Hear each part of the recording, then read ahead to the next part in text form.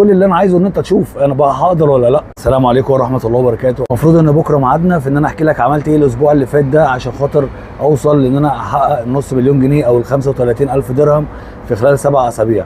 كده كده الفيديو بتاع بكره هعمله بكره وهنزله بكره، ولكن انا هنا النهارده عشان حاجات معينه. اولا انا طالع اشكر ناس كتيره جدا مصدقين فيا في تحدي ال7 اسابيع ان انا اقدر اعمل 35,000 درهم او نص مليون جنيه. في ناس متفهه جدا من الرقم اللي انا بتكلم عليه ولكن فعلا هو الرقم ده لو كان انت بتتكلم معايا في شهر 10 اللي فات، شهر 11، شهر 12، كان ممكن بسهوله جدا ان انا اقول لك ده عادي. انا دلوقتي بعيد قوي عن الصفر، انا بعيد عن الصفر بنص مليون، فانا في طريقي في طريقي للصفر. فبالنسبه لي ده رقم كبير في الظروف اللي احنا فيها وفي الايام اللي احنا فيها دي، فصعب. وكمان انا حابب اشكر الناس اللي هم بيحاولوا بقدر الامكان يتفهوا من التحدي ده. انت ما تعرفش الحاجات اللي انا ممكن اكون بمر بيها او الحاجات اللي اتنازلت عنها او اللي اتخليت عنها في سبيل ان انا اقدر احمي حاجات معينه برضو تانية، وقصه كبيره. يعني هو الموضوع مش طالع ان انا اعتمد على ارباح فيديو ممكن تجيب لي ارباح. الموضوع ملوش اي علاقه بارباح السوشيال ميديا. انا كده كده ما اعتقدش ان انا ممكن الفيديو ده يجيب ارباح اساسا، ولكن انا ما بنكرش ان انا اتفتحت لي ارباح الفيسبوك، ولكن الارباح اللي جات لي ممكن يكون 20 سنت. قدامي بقى مسافه كبيره عشان اروح لحته الارباح، وانا مش بلوجر عشان اعمل اعلان وممكن اخد فلوس. انا قصتي قصه تانية خالص، واللي انا بعمله ده حاجه تانية خالص. هو ده عباره عن ان انا بحاول اوريك الرجاله لما بتقع ازاي بتقف بس. يعني هو ده الهدف من التحدي اللي انا عامله ده. هو عموما التحدي ده ممكن ما يكونش ناجح، زي مثلا بنتكلم ان انت ايه، هل هتقدر تخلص الصينيه دي في 30 ثانيه؟ فقدرت ما قدرتش لا يكلف الله نفسا الا وسعها. يعني كل اللي انا عايزه ان انت تشوف انا بقى هقدر ولا لا. انت تقيم بعد كده، تشوف الخطوات اللي اخدتها، ممكن انت تتعلم منها حاجه، وممكن انا كمان اخد بالي من حاجه غلط انا عملتها او اتعلم منها اعملها في المستقبل، اصحح مثلا مسار انا ماشي فيه. التحدي ده انا مش بلعب بيه، يعني انا مش بلعب بيه، انا بس طالع اوري لك الرجاله لما بتقع ازاي بتقف تاني. يعني قدرت اعمل ده فانا هكون حاجه بالنسبه لي حاجه كويسه جدا. ما قدرتش اوصل للنتيجه اللي انا عايزها اللي هي في خلال 7 اسابيع، واحنا اصلا لسه في اول اسبوع، وبكره هيكون اخر يوم في الاسبوع الاول. فبكره المفروض النتيجه اللي انا هقول لك انا عملت ايه الاسبوع اللي فات. انا بيتحكم عليا من قبل ما ابدا، anyway انا مش فارق معايا الحكم دلوقتي، انا فارق معايا الحكم في الاخر خالص بعد ما اخلص ال7 اسابيع اللي انا بتحدى فيها نفسي. بص، هو انا في الموضوع ده مش بتحدى حد، انا بتحدى نفسي. فموضوع ان انت تحكم عليا في ان انا اكسب التحدي، الموضوع مش كده. يعني هو ما بيتحسبش كده، وبيتحسب بطريقه تانية احلى. ممكن ان انا لو قدرت اعمل كده فانا هكون نجحت، ما قدرتش اعمل الموضوع ده فنشوف النتيجه اللي انا وصلت لها ايه. هل انا قربت؟ هل انا تاتشد؟ يعني عملت حاجه ووصلت لحاجه؟ ايه العقوبات اللي حصلت نقدر نصلحها في قد ايه؟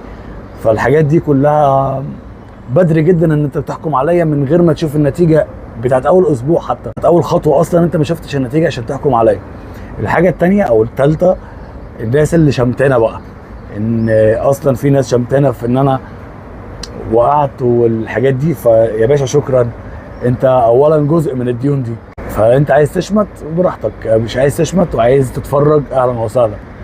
في ناس تانية بقى مستنيه تشوف انا هوصل لايه عشان يبداوا يحكموا بقى، يبداوا ياخدوا ايه، تعالى انت وصلت لكده، طب تعالى بقى احنا عايزينك عشان في قصه تانية. كده كده الموضوع ده مش فارق معايا. الهدف من اللي انا طالع اتكلم عليه والله انا بتحدى نفسي بس ان انا هقدر اعمل حاجه انا عارف ان انا عملتها كتير قبل كده، بس الظروف كانت مختلفه. ان شاء الله هقدر ان انا اعمل ده تاني برغم ضعف الظروف وقله الفرص اللي في الوقت الحالي. يعني فان شاء الله باذن الله هقدر اعمل التحدي ده واوصل بيه لنتيجه كويسه. لو ما قدرتش عليه وما قدرتش ان انا احققه فاكيد هكون وصلت لنتائج مبهره على الاقل. انا بحكي لك في 35,000 درهم، رقم مش كبير ولكن مش صغير، سواء نص مليون جنيه او 35,000 درهم. فانت لو موظف هتاخد وقت برضه عشان تعمله. الموضوع مش جمعيه بعملها يا جماعه وخلاص وهاخدهم. لا لا لا، انا قصه ثانيه، وبكره هتعرف ان شاء الله باذن الله. يعني بكره تعرف انا عملت ايه الاسبوع اللي فات. الفيديو الاولاني اللي انا طلعت اعلن فيه التحدي ده كان بتاريخ 25/5، احنا لسه النهارده 31/5، لسه ما كمل 6 ايام. بكره هيبقى 1/6، 7 ايام. بص، في ناس كتيره حكمت عليا بالفشل من قبل ما ابدا، يعني من قبل ما ابدا، والفيديو الاولاني احنا عملناه يوم 25/5 والنهارده 31/5، فبكره هبقى كملت 7 ايام، فهيبقى بكره اخر يوم في الاسبوع الاول.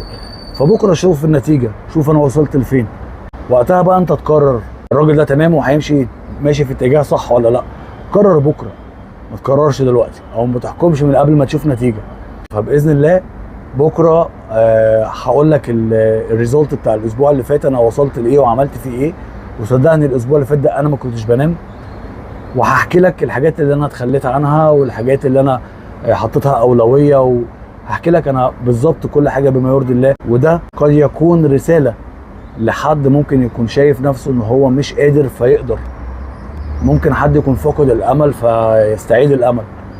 الموضوع ده والله ما هدف منه ان انا اتربح نهائي، ولا ان انا اخد منه فيوز ولا الكلام ده. والله اخر همي اصلا انا بدات محتوى العربي، ان انا اعمل المحتوى بالعربي قريب جدا، يعني ما كملتش كام شهر ومنهم ومتقطع كمان. فاللي هو الموضوع ملوش علاقه بالتربح. بقول لك يا باشا، بقول لك 20 سنت 20 سنت ده اللي هو الارباح اللي وصلتني من الفيسبوك. فالفيديو بينزل على كل المنصات، ولكن والله قسما بالله الهدف من السلسله دي غير هدف بص هقول لك على حاجه، لو الهدف من السلسله دي تربح، فاقسم بالله العظيم اي فلس او اي مليم هيجي لي من الفيديوهات دي هطلعه لوجه الله. شوف بقى، مش هحطه عندي قسما بالله. ولكن انا بعيد جدا عن موضوع ان انا اتربح من فيديوهات، انا بعيد قوي. الموضوع ده مش هدفي.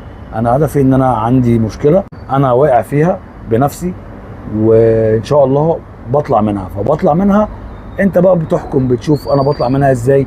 وانا مدي لك 7 اسابيع، بكره هيبقى اول اسبوع خلص، وهنبدا بقى لسه معانا 6 اسابيع في مبلغ نص مليون جنيه، او بعمله البلد اللي انا عندي فيها المشكله والديون اللي عليا فيها 35,000 درهم.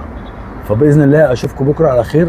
ويا جماعه انا مستنيكم تقولوا لي اسمي السلسله دي ايه. انا مش لغايه دلوقتي مش لاقي اسم.